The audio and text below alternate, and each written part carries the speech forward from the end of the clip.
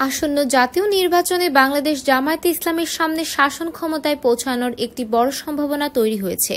পরবর্তী জাতীয় সংসদ নির্বাচনকে ঘিরে কোন দল কত শতাংশ ভোট পেতে পারে সেই বিষয়ে তরুণ ভোটারদের অংশগ্রহণে একটি গবেষণা ভিত্তিক জরিপ পরিচালিত হয়েছে। জরিপটি যৌথভাবে সম্পন্ন করেছে South Asian Network on Economic Modeling ও অ্যাকশন এইড বাংলাদেশ। ফলাফলে দেখা যায় এই নির্বাচনে সর্বোচ্চ ৩৮.৭৬% ভোট পেতে পারে বিএনপি। এরপরে জামায়াতে ইসলামী লাভ করতে পারে প্রায় ২১.৪৫% ভোট, আর জাতীয় নাগরিক পার্টি অর্থাৎ এনসিপি পেতে পারে ১৫.৮৪% ভোট।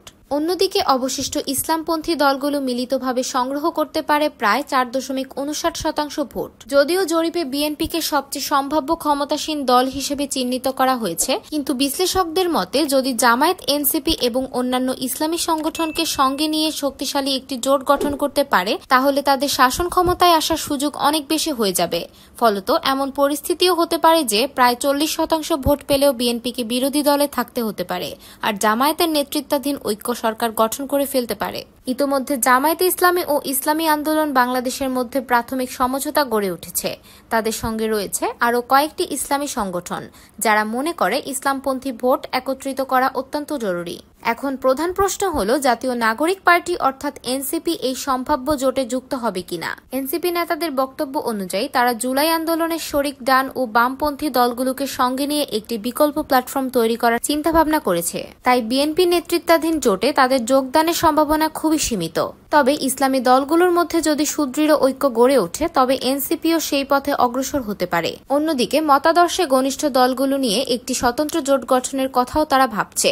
রাজনৈতিক মেরুকরণের প্রেক্ষাপট বিবেচনায় রেখে এবং নির্বাচন তফসিল ঘোষণার পরে এনসিপি তাদের চূড়ান্ত সিদ্ধান্ত ঘোষণা করতে পারে। জামায়াতের পক্ষ থেকে ইতোমধ্যে ইসলামী দলগুলোর মধ্যে সমন্বয় ও ঐক্য প্রতিষ্ঠার জন্য অব্যাহতভাবে আলাপ আলোচনা ও যোগাযোগ চালানো হচ্ছে। দলের কেন্দ্রীয় নির্বাহী পরিষদের সদস্য মতিউর রহমান আকন্দু বলেন, আমিরে জামায়াত বিভিন্ন রাজনৈতিক নেতার সঙ্গে আলোচনা করছেন, বৈঠকে মিলিত হচ্ছেন, এমনকি চরমোনার পীর সাহেবের সঙ্গেও সাক্ষাৎ করেছেন। এসব উদ্যোগের মাধ্যমে একটি সহযোগিতামূলক পরিবেশ তৈরি হচ্ছে।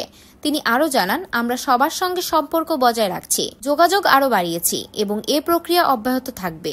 গত ২৪শে এপ্রিল ইসলামী আন্দোলনের আমির ও চরমোনার পীর মুফতি সৈয়দ মোহাম্মদ রেজাউল করিমের আমন্ত্রণে আয়োজিত এক বৈঠকে একাধিক ইসলামী দলের শীর্ষ নেতারা অংশ নেন। সেখানে ইসলামপন্থী ভোট এক জায়গায় কেন্দ্রীভূত করার পাশাপাশি কিছু গুরুত্বপূর্ণ বিষয়ে ঐক্যমতে পৌঁছানো হয়। এখন দেখার বিষয়, সব ইসলামী দল কি একীভূত প্ল্যাটফর্মে এসে জামায়াতে ইসলামীকে অগ্রভাগে রেখে আগামী নির্বাচনে সত্যিই কোনো অপ্রত্যাশিত রাজনৈতিক পরিবর্তন ঘটতে সক্ষম হবে কিনা।